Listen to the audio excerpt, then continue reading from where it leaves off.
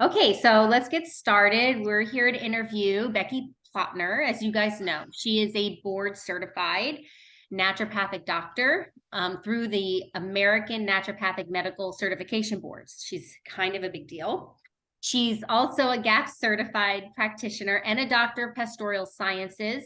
And Dr. Natasha McBride deemed her the GAPS expert in 2017. She currently helps to certify GAPS practitioners and GAPS coaches like myself. And we're so thankful to have you here, Becky, to ask you these questions and if you can help us with our kiddos with the JIA that we're all struggling with. Love it. Yes. So is there anything that you wanted to add before I just This situation with JIA can be all across the board. And if you've got a deeper damage situation in your microbiome, it can be very, very, very severe. And it takes a very long time for it to recover. And you can be very hypersensitive to anything that moves you in the better form, because the more damage you have in this kind of a situation, the more your detoxification channels are shut down. So you're doing all this effort to make your body better, but the toxins can't actually leave. So you end up doing some time where you're spinning your wheels and you have to go very, very slow, when that's very difficult to do, especially if you've got an older child.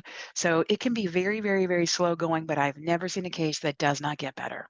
I repeat that. You've said that to me before, and I tell people that all the time because I think it's the most encouraging thought because it's Mhm. chronic and it's scary. And also hearing Monica, talking about, sometimes you just need to start with literally like a pin drop of stock. Like people are that damaged and that sensitive, and Mhm. um, just to know that this is the way and with the help from practitioners and coaches, they can get through. So I got someone to admit.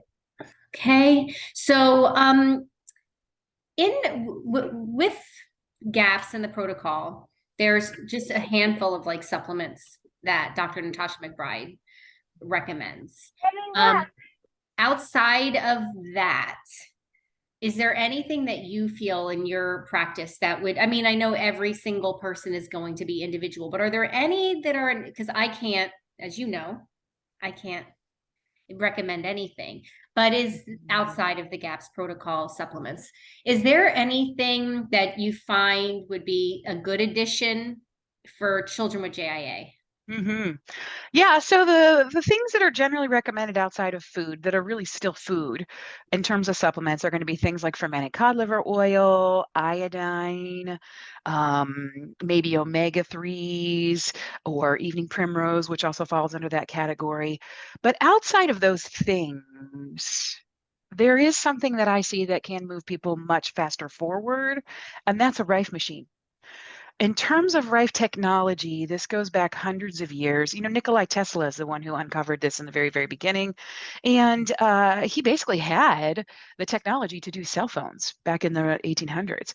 And Royal Rife came on board and he started studying different frequencies. And you can basically look at this from the angle of, if you took a block of wood and you put a tuning fork in that block of wood, and then you put another tuning fork about 8, 10, 12 inches away, and you hit the one tuning fork, then stop it.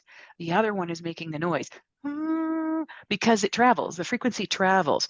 So he was actually studying these frequencies with a light tube, and the frequencies would go into your body. So he basically found that, for example, if you have a pancreatic fluke in your pancreas, you could send a specific frequency, which actually comes from the 9-volt battery. That's a very low frequency, and you can hold on to little rods and it would send the frequency through your body, kill the pancreatic fluke.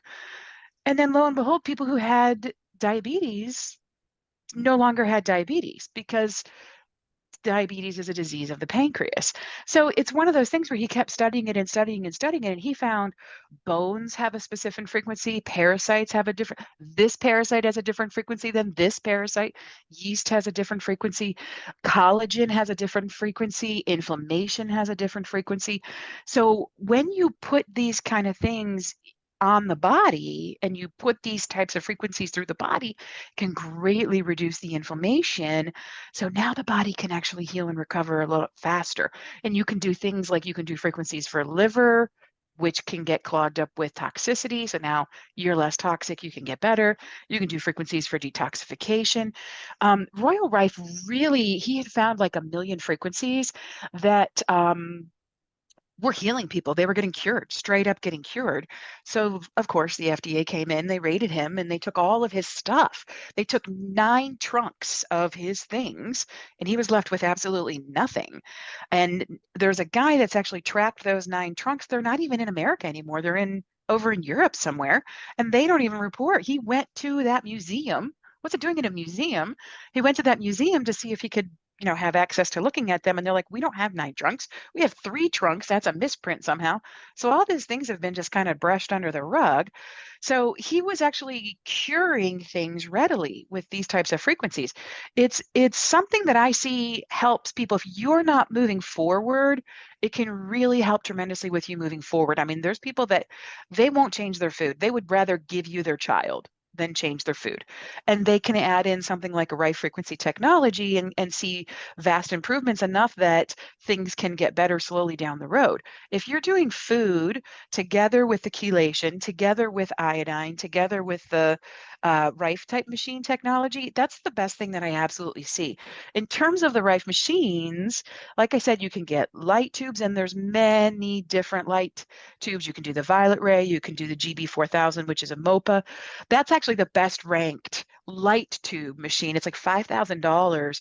My favorite one is the Soundwave frequency machine, which if you go onto gapsprotocolhelp.com and click on shop, you'll see it there. It's the Wellness Pro Plus machine. It's way less expensive. It's like $3,500 instead of $5,000.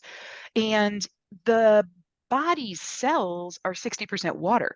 So when you put this frequency into the body, the cells hold on to that frequency much better. It's a conductor.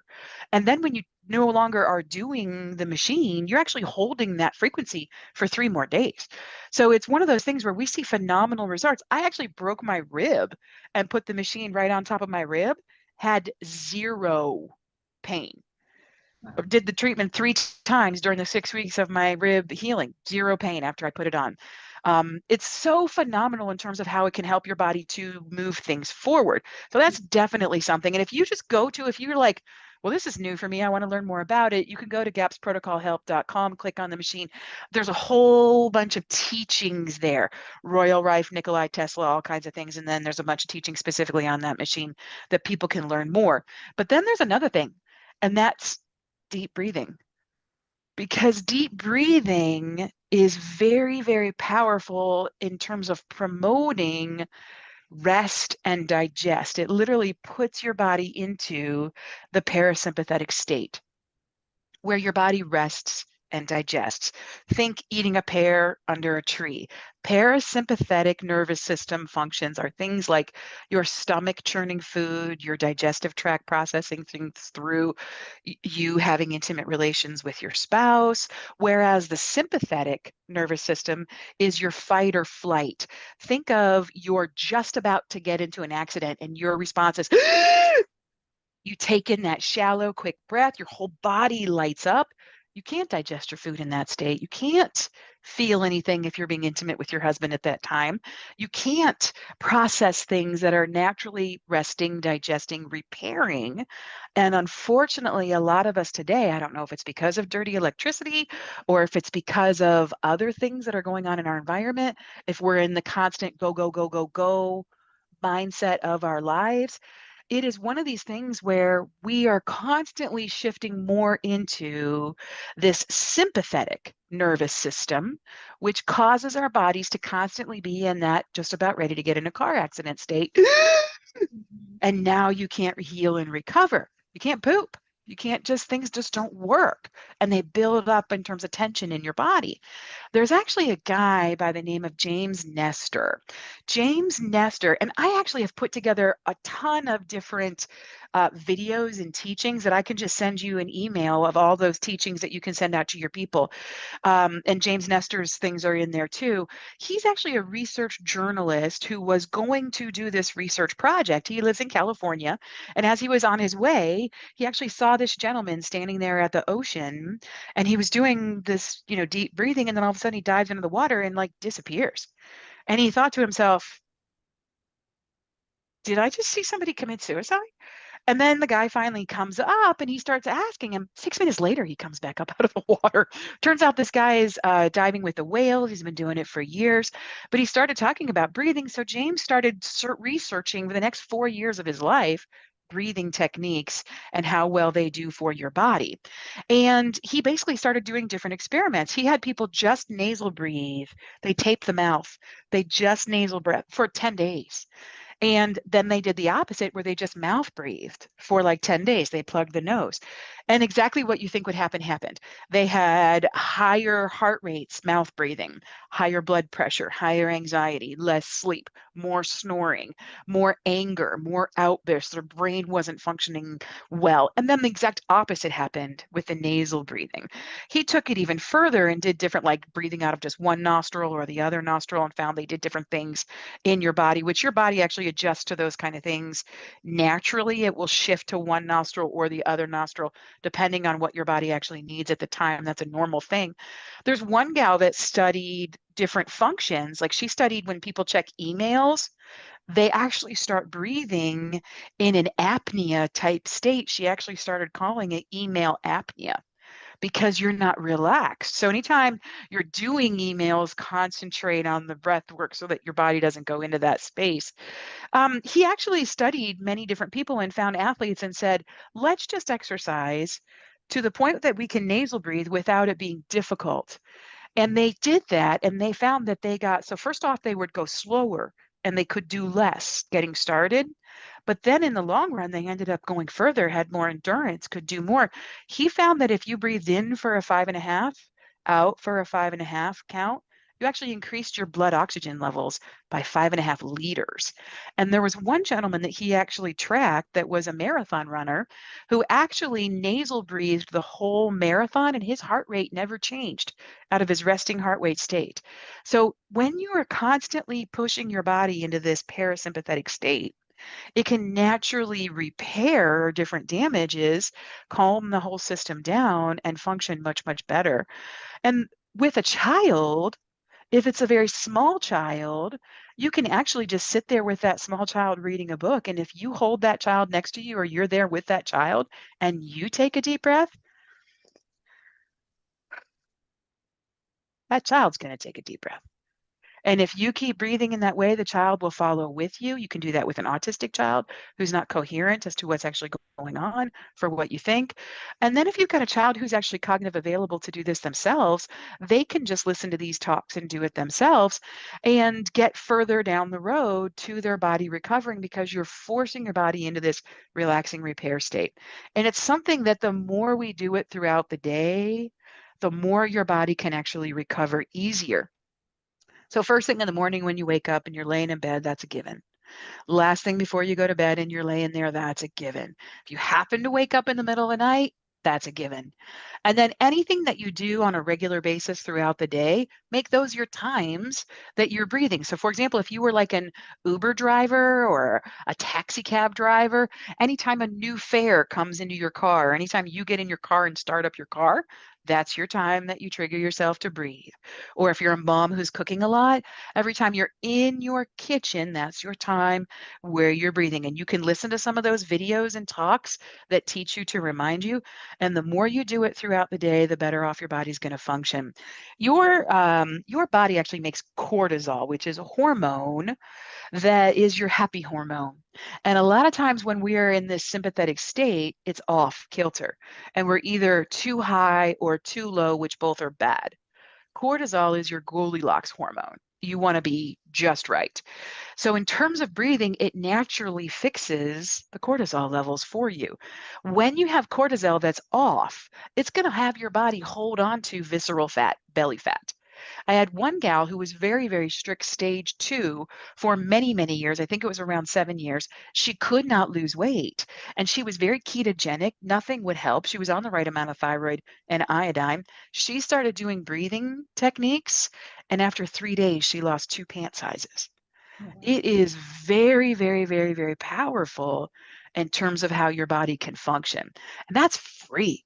So there's a lot of things that you can do that can help tremendously so that your body can start flowing and working in the proper state. When you are shifted into that sympathetic nervous system state, your body knows it's in crisis mode. It's preparing and holding on. You're lost in a desert, no food, starving, can't function. You're ready to be in an accident. Don't focus on processing food and repairing the body. Protect the stuff in the body that needs protection, like your heart, your liver, your lungs. So your body cannot repair if you're in that state. So the more you push yourself into the parasympathetic, the more your body can actually recover and do things in the most natural state that it can. It's very powerful. Mhm. Now it's interesting you said that when we breathe this way, our children, if they're, with us, will naturally breathe this way. So then that, to me, it goes to say that if we're in fight or flight trying to heal them, they're kind of naturally going to be in that state too, right? So Yeah, it's ourselves. one of the very first things that they teach the medical community when they're in medical school, ER doctors, what's the first thing they're going to say when you come in on a gurney and everything you've got arms hanging off and blood everywhere. You're okay. You're okay. It's okay. They don't get riled up. So Mhm. if somebody's in pain, if somebody just trips and falls and we know that's causing more inflammation and hurting them, it's okay. Everything's good. Did you hurt the floor? Whatever you can do to relax, calm the situation, because then their body can continue to heal and recover, that has a huge impact. You are right.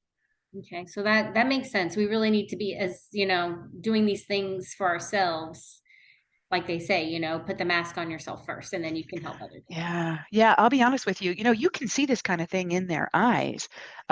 Every single mom that I've had in my office where the child is just not getting better, and we've been doing things for a very, very long time, FPIES is not getting better, anaphylaxis is not getting better. Every time I look in the child's eyes, you can see the nerve ring in their eye. Do you know what that looks like? I think so. So it's if you look in the iris, which is the colored part of the eye, if you dropped a pebble in a pond and it left those ripples in the water, you can actually see the ripple marks on the outer side of the iris. And it's literally because the child is under or the person is under so much stress that they're inside their body doing this, and it's actually popping the iris because that nervous system is off. Now, this is not necessarily this person in this situation. It could be genetically handed down to them from generation to generation, and they may never get rid of it. But a lot of times, when you've got a situation where somebody's in an acute state, anaphylaxis, FPIES, very severe. The mom's in a, I want to help you, I want to, but that anxiety then goes on to the child. Anaphylaxis is a perfect situation. I'm afraid he's going to die. We have to scrub every single inch of this airplane seat because I don't know who sat in here before my child. Well, that child will take on that anxiety. But instead, if you've got the, it's okay, boy, we're doing a great job. This is going to be the cleanest chair in the airplane for the next person that comes. And what a gift you're giving to other people. If you keep it on that kind of a level, it really helps their body to relax and repair.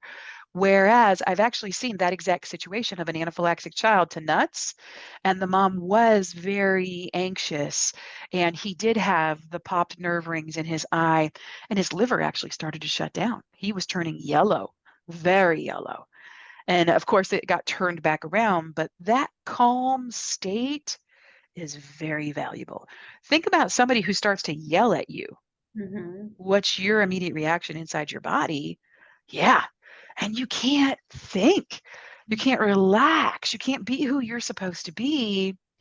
But if you're calmed and encouraged, and this is normal, this is what is supposed to happen at this time, because that is what's supposed to, whatever's happening, that's what's supposed to happen at that time. And then the body can go down the road and you can support it according to what it needs. Keelan said, thank you for telling her that. Her son has a severe peanut allergy and she needed that reminder. Mm. Thank you Not an so easy much for that. situation. No, thank you It's so much for that. Not all of us can do the Rife machine, of course. We can't just go mm. run out and buy one. Maybe are there people who do it where we could go to a Yeah, practice? you can check with local practitioners and see if they have one at their office. So I have one at my office. Right. If you happen to be going to the Western Eye Price Conference this Mhm. coming weekend in Knoxville, I'm going to be there at the GAPS booth and I will have my machine and people can come and do free treatments so you can experience what Wow. it feels like. Very nice, very nice. So another question that I have is about all of the testing and stool samples and saliva tests. And what is your thought on that? Because I'm just a coach, and I can order tests, but I often tell my moms, unless we hit a wall, I'm not really into them. But we want to know, as a practitioner, how much do you put into these tests? You know, that's a really great question. I'm not a fan either. I actually know several people who have worked at labs and they've actually quit their job because they could not keep doing it morally, ethically. There's a lot of, you got to think about the person that's at the lab doing the test. It's a lot of push it out, get it through, push it out, get it through. I've had many people turn in stool samples with visible worms in the stool sample, and it comes back negative. No worms, no parasites. I mean, at least 9 people have done that. In terms of other testing, medical tests are designed to find an answer to prescribe you a medicine. I'm not going to do that anyways. Mhm. Other tests are really showing us what our body's telling us anyways. You literally could spend hundreds of thousands of dollars on tests and get nowhere. And Mhm. it's spinning a lot of your wheels. It's wasting a lot of your resources. It's causing you a lot of stress. I'm not a fan of going and waiting an hour to get into your appointment that you were there on time for, and then not coming out with results. I've got a lot of people that come into my office with a binder full of 3 inches of tests that it's idiopathic, which means we don't know what's causing it. So it's one of those things where it can cause more problems. Plus, a lot of tests do actually cause problems. Let's look at the colonoscopy. I know nobody's doing the colonoscopy, but it's a perfect example. For every 1,000 tests they do, colonoscopies they do, one person is saved. For every 1,000 they do, one person dies From it.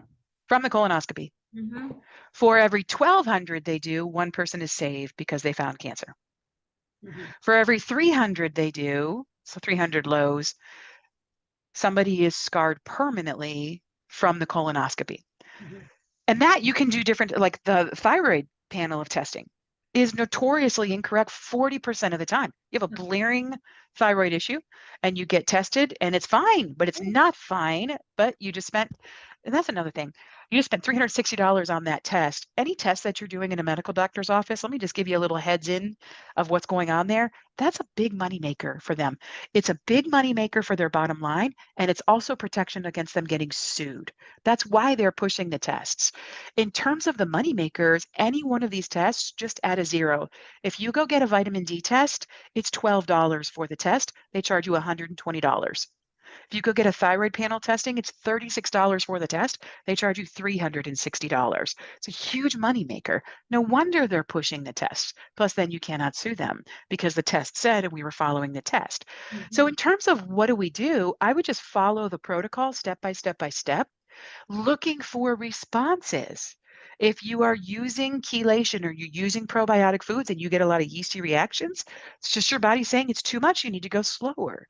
Same thing with beneficial foods that build your system. If you're putting in yolks and you got a lot of die off, it's because it's building up that good flora, killing off the bad, and now it can't get out fast enough. Listening to the body's symptoms and the guides are actually the best route to go. I actually asked Dr. Natasha this question one time, and she actually said the only people that she really encourages to get testing is if they have a lot of money and the husband's not on board and they need to prove it to the husband that this is the situation. Mm-hmm. So I'm not really a big fan, Okay. but you can Okay. do whatever you want to do. Right. You know, there's, Mm-hmm. Yes, I'm partnered with Great Plains Labs. mhm, I've me too. ordered a few, but I feel the same way you do, that the Hmm. results send us on a wild goose chase. because now we're Yeah. looking at what the test says rather, and it's taking us off the main thing. Let's make the main thing, just keep on healing. And a lot of it, we may not know exactly what's going on in the body at every moment, every cell and, but just trusting and knowing that we're nourishing ourselves and nourishing Yeah. and listening to those cues in the body, pull back, do more, Yeah. detox. So thank you for sharing that. Yeah. I'm Um, partnered with about 7 different labs. okay. I've got lab tests on gapsprotocolhelp.com. If somebody Mhm, wants to go order their own, I've set it up where you can just go order your own labs mhm. because some people need to see that. Some people need Yeah. to prove to see that. But I'm going to be honest with you, in all my years of being in practice with all the hundreds of thousands of people that I've worked with, I think I've probably only recommended they get tested maybe 4 times, Hmm. literally. It's Hmm. it's not something that I see as the resolve. And I'm seeing a lot of people coming into my office now. I need to hold off on my appointment for a little bit because I just went to my doctor who ordered $2,000 worth of test, and now the insurance company's not paying for it because they're elective. Hmm. So now you've got to pay that $2,000 out of pocket. So I'm Now they seeing a can't come see whole, you, yeah. Mhm. which is what would have really helped them. Okay, so I have another question about when we start to transition in like deeper into gaps and we start Mhm. introducing things like lentils and navy beans and things like that. If we're sprouting them or fermenting them properly, do we and our child is thriving, do we need to worry about limit consumption with these things? That's a really great question. You have to remember that in this kind of a situation, 85% of our food intake should really be the meats, yolks, organ meats, animal fats, vegetables. So really look at those kind of things as your 15%, your fruits, your nuts, lentils, your beans, 15% of your total intake. Okay. So the worse somebody's situation is in their body in terms of nutrient density, the more pale their skin is, the more dark circles under their eyes, the more lethargic, the more they just can't think, they're underweight, under height, teeth aren't growing back in, whatever their situation, they're just not getting better. We need more nutrient density in Mhm. that kind of environment. I agree with that because what I find a lot is that when moms make it to full gaps or if they start at full gaps, and Mhm. we have again kind of repeating before, got to keep the main things the main things. It's so easy to do the Mhm. almond flour and the fruit and the honey and all these Mhm. other things, and I'm like, look, that should only just be a small part of it. So Mhm. even when we're at even like through life is what you're saying, right? We want to Mhm. still keep these nourishing foods is through life. You got it. You got it, Star. And you're doing such a great job with folks here that they need to know these kind of things. I was talking to a client in Peru the other day who's 93 years old, and she straight up said that there's a saying in Peru that if you stop eating, you die. So I know I just need to keep eating. If you keep eating, you live. So the more you put that nutrient density into your body, and I thought to myself, gosh, I've never heard that before, but that's Yeah. pretty profound. The more you nourish the body, the more you get better. And the way that we eat in this country is equivalent to not eating because we're It's not true. nourishing ourselves. And that's Yeah, why we're so sick. We can eat that's all a, food in the world. it's a really good point. And then at the same time, if you're doing things that are anti-nutrients, sugar strips your magnesium and all kinds of other things, microwaves kill the food. It's equal to eating cardboard. All these kind of things, if you're doing these anti-nutrient type things in your body, it's robbing you. You're eating food, but you're robbing your nutrition instead of giving your nutrition. That's why we're often hungry so often. It's why we often eat so much more than we need to eat. And that's also why we're very addicted to certain foods because you're literally acting like a drug addict because it's feeding those pathogens in your body. Well, in your personal opinion or experience, do you find that there's anything going on in the world right now that's the main culprit? Is it, the air and what they're, doing to our air? Is it more our food? Is it the the dirty, what you said, Mhm. the dirty electricity? Do you think that Mhm. if you were to say this is the big one, avoid this big one, Mhm. what do you think it is? Right now, the big one would be stress. Oh. This is an enormously stressful time. People are getting more and more strapped for money. I'll be honest with you, I get the never any ham to make a specific Russian dish, solyanka, with cabbage and apples and carrots, and the ham from Aldi's, never any. And it's always been $4. My husband went and picked up the package the other day, $11. I mean, there's only so much of you can take of this, and everything's getting increasing and pinching gas prices, everything, what's going on with our country, what's going on with nuclear wars, what's going on this, that.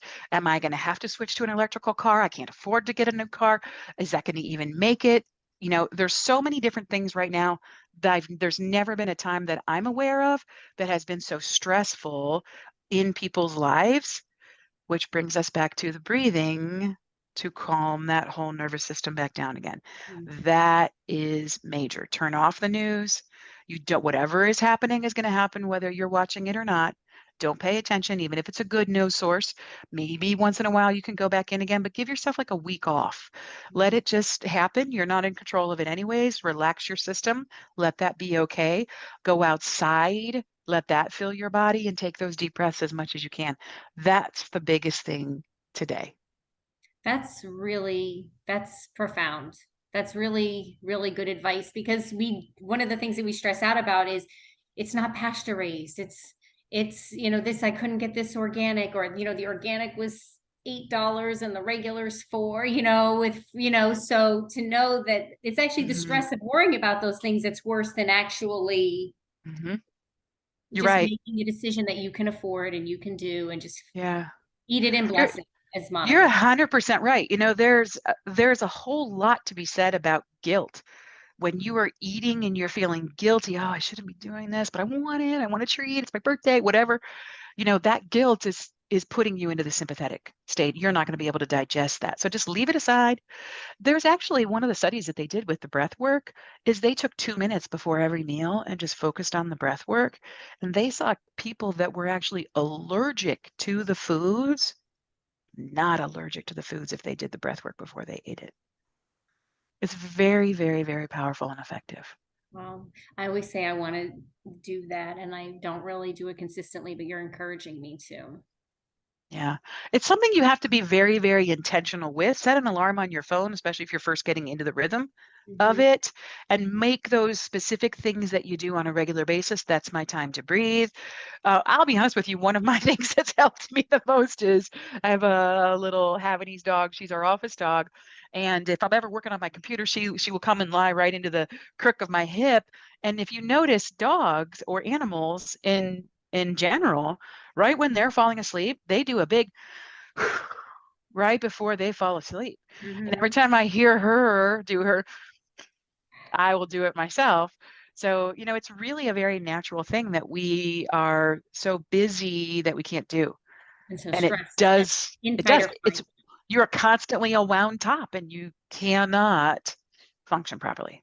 Okay. Okay. This is a really good one, especially when it's about chia seeds. And I want to see what you have to say. So it says if we soak our nuts or our seeds, do we need to rinse them afterwards to wash off the anti-nutrients? And then if so, how would we do that for like a chia or flaxseed? And I'll start with that because there's another part to the question. But So usually for chia seeds or flax seeds, in the gap stage by stage with recipes, Dr. Aktasha asked me to put this in there very specifically. So you would actually take those and cover them with kefir. That's the best way to do chia seeds or millet or oats when you're in the coming off gap stage. So chia is going to be more of a full gaps kind of a thing.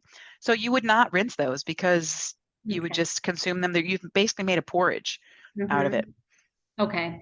But if That's you're doing like a beans, like the navy beans or the lentils, yeah, I would rinse those. and the rice and things like that. Mhm. Yes. Yeah. I thought the same thing and I said the same thing, but I was like, oh, I hope I'm saying the right thing. Because how do Mhm. the concern was, is that gel that's around the chia seed, is that full of anti-nutrients? The gel itself is not. The mucilaginous of it is not full of anti-nutrients. But if you have a certain depth of damage, it's going to feed pathogens. Right. That's why it's a more full gaps food. Yeah. Yeah. because Okay. that mucil, the same with aloe, same with slippery elm bark, same with chicory root. These are going to actually, if you've got that mucilaginous activity in your digestive flora with a declined status and you've got a blooming overgrowth of pathogenic yeast, for example, Mhm. yeast is a house cleaner. It's going to come clean it up if you don't have the flora to process it yourself. I'm glad that you said that because there's a lot of things that come up in the group that are asked and they're not in the book. They're not in gaps. They weren't in my training. And I start to feel like, oh, geez, I don't want to, I want to know, but I can't know everything. And Yeah.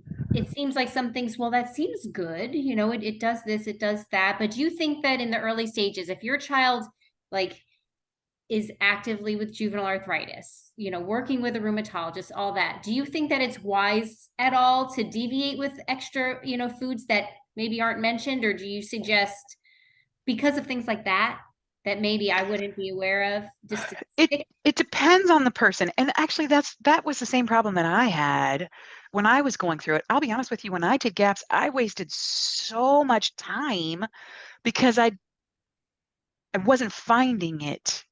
The books, the yellow book, the blue book are so very powerful, so very packed full of information. Yet I spent 3 years doing it wrong Mhm. because there's a lot of variety of what's going on in there. I was making bone broth instead of meat stock, and that's why I started writing about it. Because I thought to myself, well, number one, I can immediately just have my own recipe box on here, and I can just look it right back up myself.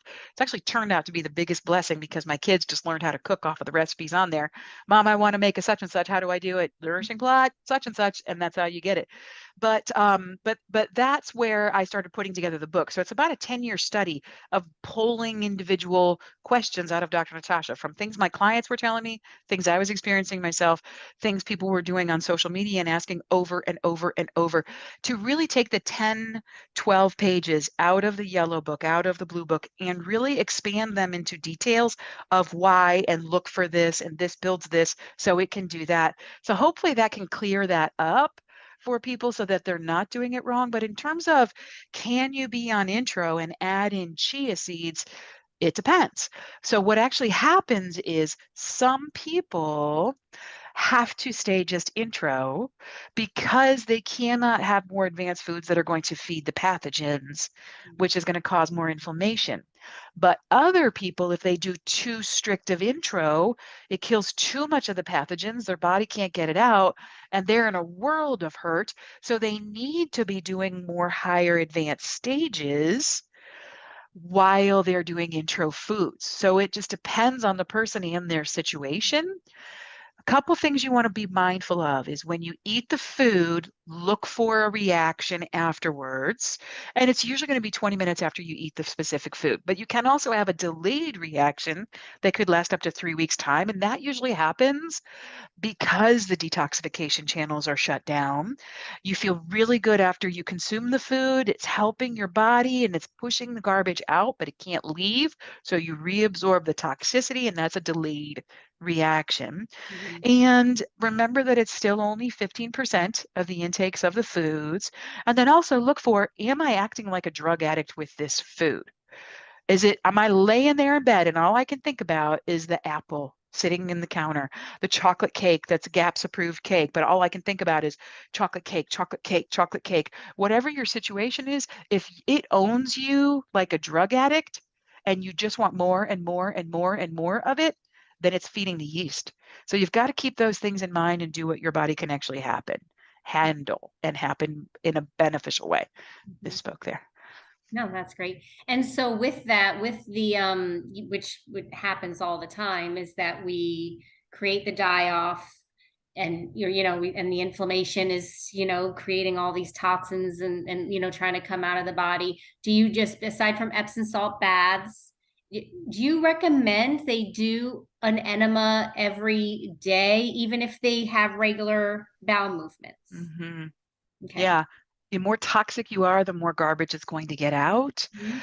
But if it's a child, you've got to go with what the child feels. It's one of those things where if you're moving your bowels and you still feel like there's something there, you feel like you're never fully evacuating, or there are some days where you don't move your bowels, or there's some days where it's like rabbit pellets and you're just not getting that all out, not fully evacuating, you should minimally be moving your bowels 1 time a day minimum, and it should be ample. And multiple times a day is actually optimal. And if you're not getting those things out, you're reabsorbing those toxins. And anytime you have inflammation in your body, like JIA, you are going to actually be causing different pathogens to be very comfortable in your body because they thrive in inflammatory states. Metals will settle wherever there's inflammation. Parasites will go there. This is a beautiful community where they've got free TV, they're bringing you beer, they've got football on, and you're popping peanuts. You don't need to leave because it's the whole community together. And that's that inflammatory action that's going on in your joints. So if you are feeding those kind of things, you're constantly spinning the wheels. So it really just depends on the person specifically in terms of what's happening. As far as an enema goes, is there a threshold you wouldn't go over with a young person as far as is there too much? Can you do too much? Yeah. Enemas are one of those kind of things where um, you can do too much. The Gerson protocol, Max Gerson, he actually said to do 5 enemas a day. And in gaps, if we did 5 enemas a day, sometimes that's fantastic. But also at the same time, we can strip some of our nutrients. That's less going to happen on gaps because we've got such nutrient dense foods, but we can still throw off our electrolytes and you get muscle cramps and all kinds of other issues. So it really just depends on the situation. For the great majority of people, it should just be 1 enema a day. Okay. If somebody's got things like chronic headaches, migraines, and they do multiple enemas a day and it takes them away, that's usually coming from the toxicity in the bowel. But usually 1 enema a day is totally fantastic and fine. Historically, it's one of those things where they would do it if you got sick, if you got a tummy ache, if you couldn't go to school, if you've got gas, you do an enema to clean that kind of a thing out. When we've got somebody who's got a situation with their joints and they're very, very toxic in their body, and they are moving their bowels every day, there's still a lot of this extra garbage in the rest of the area of their body, specifically in those joints. If we move extra garbage out of the fecal matter, out of the bowel, all that extra garbage in the body can now come into the bowel to push it out again the next day.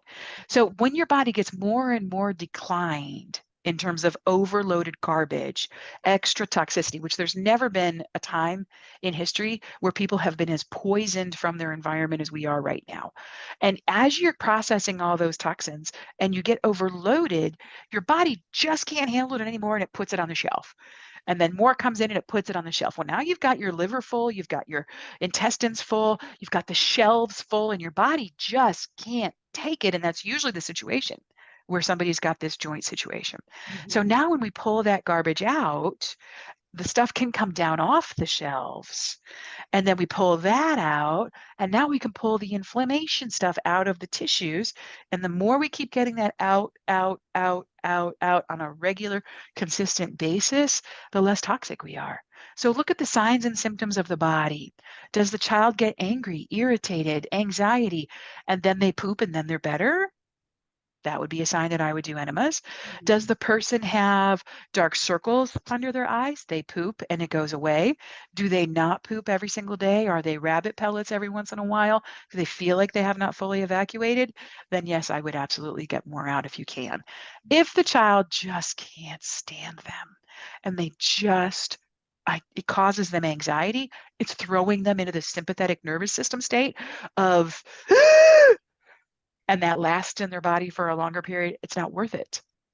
I would work on the breathing and do the other things, higher doses of animal fats, even just drinking olive oil to get the stools flushing out, higher magnesium, higher amounts of vitamin C, higher amounts of water to get things flowing out, sour cream, Cascara sagrada, which is an herb that actually pulls, it's from the leaves, it pulls fluid into the bowel so it can slip right out. Slippery elm as a tea, smooth move tea from traditional medicinals, any of those other tricks and tools to get them slipping out on their own. We don't want the child upset about the situation because it's putting them into a state where their body cannot recover. Oh, so my moms are going to be so happy. Some of it's there's some children that are resistant. They would love to do it, but their children are resistant. That was really, Oh really yeah. Yeah, interesting. my son, he was 4.5 and he was autistic, ADHD, bipolar, hypoglycemic, and dyslexic. Mm. And this was when the Gaps book had just came out. We had not heard about it. Nobody knew about it at the time. And I was praying and watching his behaviors and came down to full Gaps foods. If we ate food the way God made them and we cooked him that way, he Mhm. was normal. He lost all of his diagnoses in the first year. Then when I found her book 3 years later, I was like, ah, that's why. That's why. And that's why I kept digging into Gaps because it made 100% sense what she was talking about. She was right. In terms of what did we do? He recovered on full Gaps and Mhm. he's never done an enema his whole entire life. He's Okay. 21 now. In terms of do you absolutely have to recover? Not necessarily. It depends on the person. Let's Right. do what fits for you and not cause more stress. Yeah. My daughter's 19, and I just wonder, in just this short decade from then, do you think, I mean, I don't know, I just feel like they have it harder. I feel like they're getting Mhm. pound, like, these younger kids are getting pounded. You are right. Okay, Yeah. not just in my head. Mm-mm. No, It's it's not just in like your head. There's because never a time more polluted. we went through the stages. We did full gaps. I did bone broth, not meat stock, and in six Hmm. months, like, and now I'm, and it's just seeing this next generation of kids come up. It just seems like there's so many more with challenges, and they seem more complicated. Yeah, we actually have seen that happen progressively over time. Mhm. So I have two children. One is 22 and the other one is 21. They're 17 months apart. In terms of how they've progressed in school, we homeschooled. And my older child, whenever we did events for school environment, school things, there was never any allergies. There was one boy who had an anaphylaxis to soy. But my child that was my autistic child, 17 months later, his school, no soy, no wheat, no peanuts, no nuts, no this, no that, in that little short bit of time. So now imagine all these kids now, because all of us moms who have a depleted flora, if our flora is like this and we're pregnant, that's what we're giving to our children. But if our flora is like this and we're pregnant, that's what we're giving to our children. And now the body thinks this is normal. And as you keep aging and feeding the body properly, it's going to constantly think this is normal and it's going to want to keep coming back to this.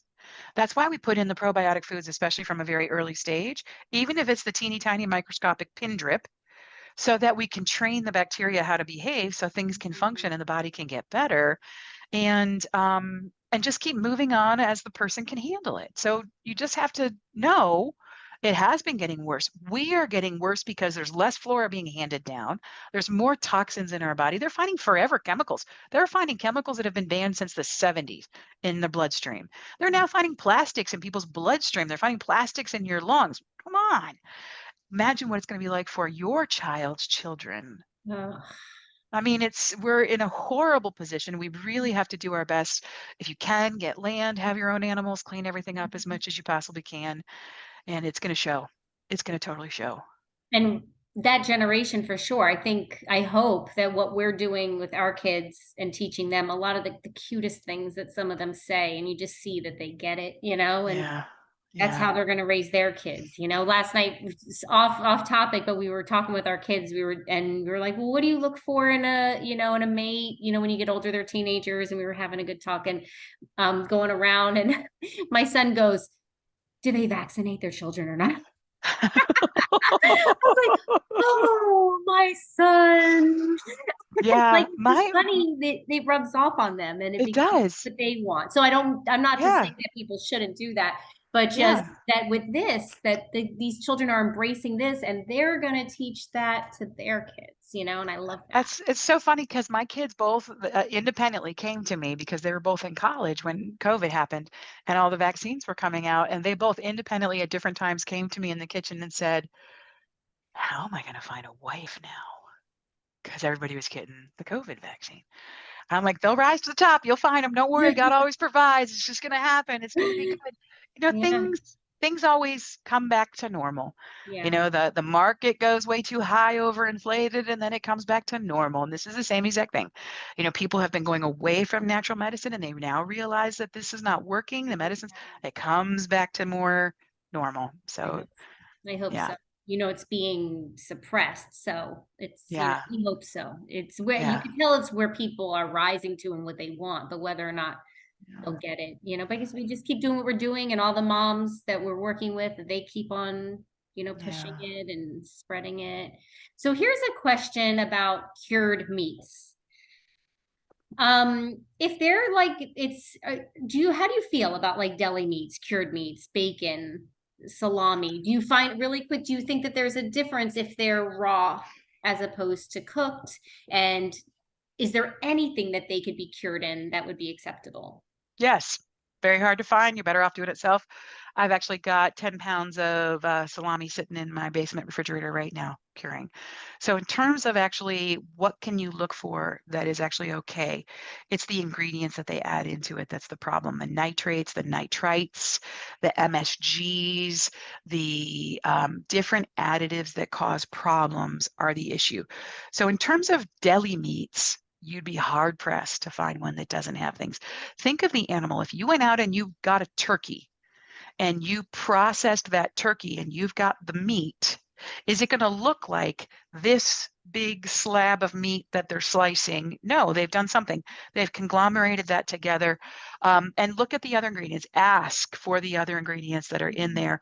Boar's Head is going to be your best brand in terms of deli meats, but even only one thing at Boar's Head is actually clean. And I think it's a chicken thing. I can't even remember. It's been so many years that I've actually tried it. But in terms of cured meats like bacon and things like that, watch for the nitrates and the nitrites. Watch for the other chemicals that you can't pronounce Mhm. and sugars. Watch for those. And you can just get pork belly and you can cook pork belly. You can put it on a cookie sheet. That way you get more fat. Salt, pepper. It's going to taste just like bacon. It's going to be just fine. You can also get uncured. There's now keto bacons. There's paleo bacons that are going to be more clean, and those are going to be fantastic. Now, if you cure it with celery powder, it has a natural processed cure in it at the end, but that's not adding nitrates or nitrites to the mix. That's part of the natural cure process. The same way when you ferment vegetables, mannitol, which is a sugar alcohol, is part of something that develops in there. But if you're eating mannitol, sugar alcohols, it's not going to be good for your flora. In terms of things like sausages, salamis, prosciuttos, anything that's more naturally cured, and there's a lot of people online, YouTube channels, that are doing them the most proper way. The ones that I have in our basement right now is from ground pork from our pigs in the backyard. And it's got salt, pepper, different seasonings, and red wine, dry red wine. That's the cure. And it prevents the bacteria from growing. So you can find it absolutely. You really have to look. Nick's Sticks is clean. There's a couple of others that are clean. I can't remember the other names of them right now. But just watch, read the labels, read the labels, read the labels, read the labels, read the labels. Okay, thank you. And so celery salt, if it says, a lot of them nowadays, they say no nitrates, and then Mhm. the ingredients are very minimal. Celery salt would be the curing. You'd say that's acceptable for? Absolutely. One of the things you want to totally avoid, and you're probably not going to see this, but you could in deli meats and you could in things like turkey bacon, is transglutaminase.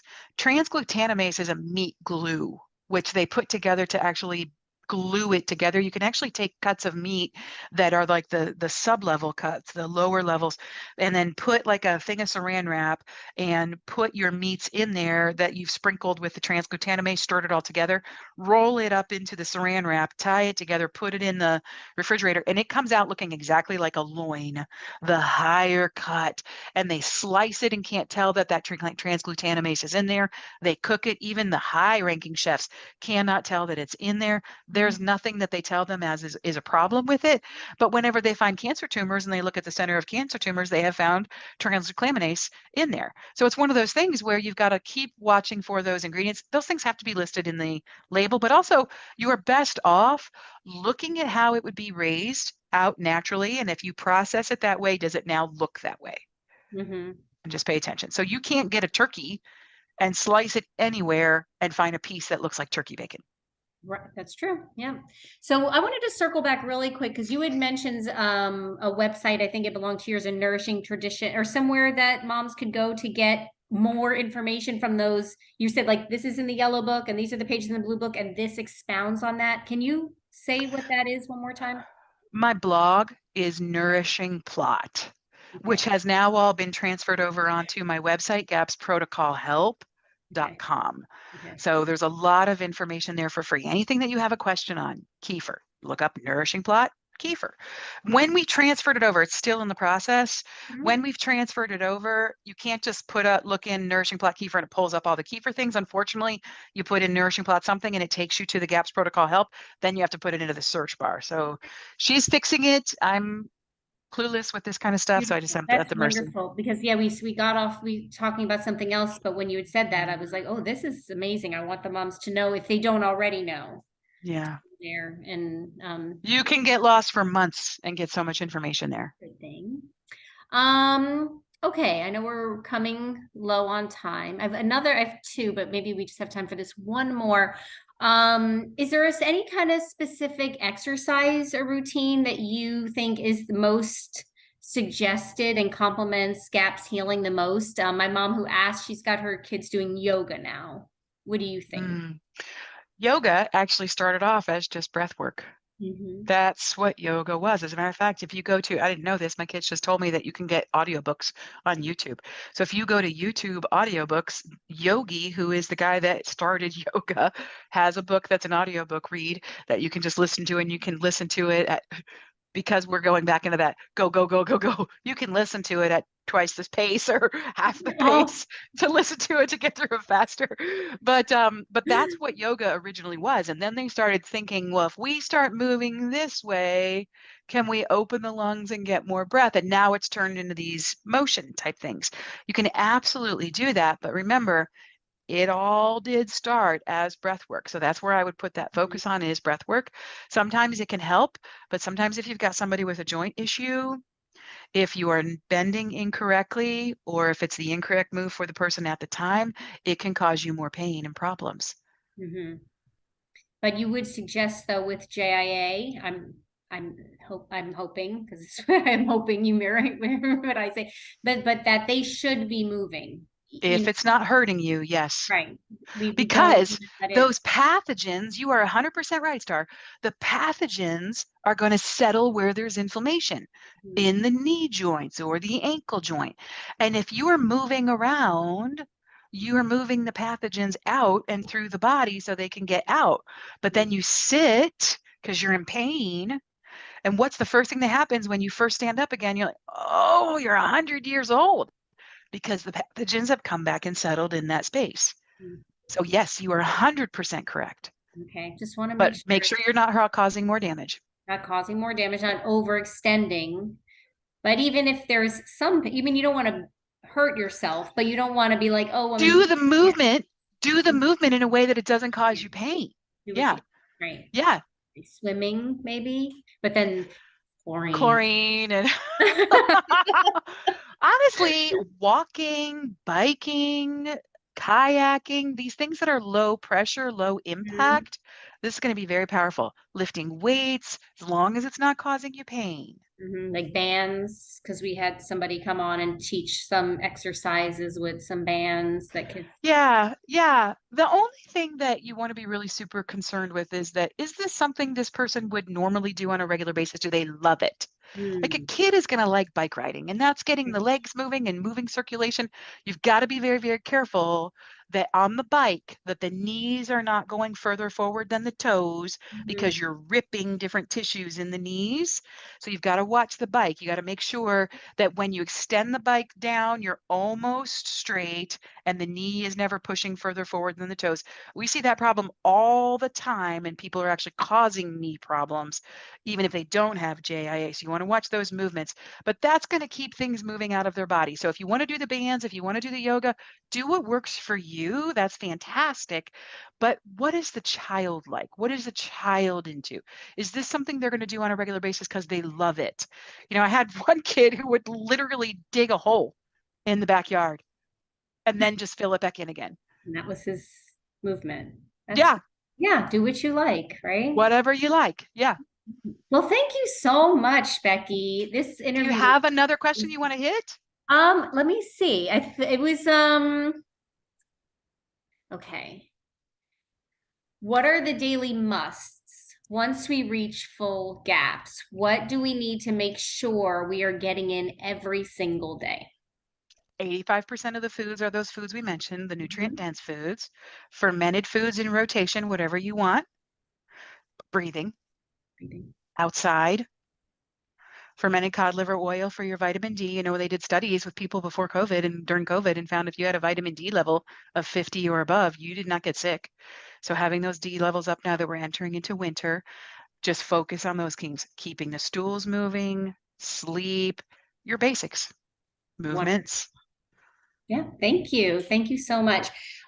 So if it's okay, maybe to see if anybody has a question for you. Yeah, These yeah, questions run through it. came Let's from the moms, but it's possible maybe after talking. Does anybody have a question? And I can open up the let me do this. I am going to maybe take us off of Spotlight. This is where, oh, remove Spotlight. Okay. And then I'm going to remove your Spotlight too. And maybe I'm going to remove your Spotlight. I don't know. Well, your Spotlight right now. sorry. No, no, I have it on gallery. Okay, if anybody wants to, does anybody have a question for Becky before we log off? Then you can just ask it. You don't need to put it in the chat or anything like that. I guess that's a no.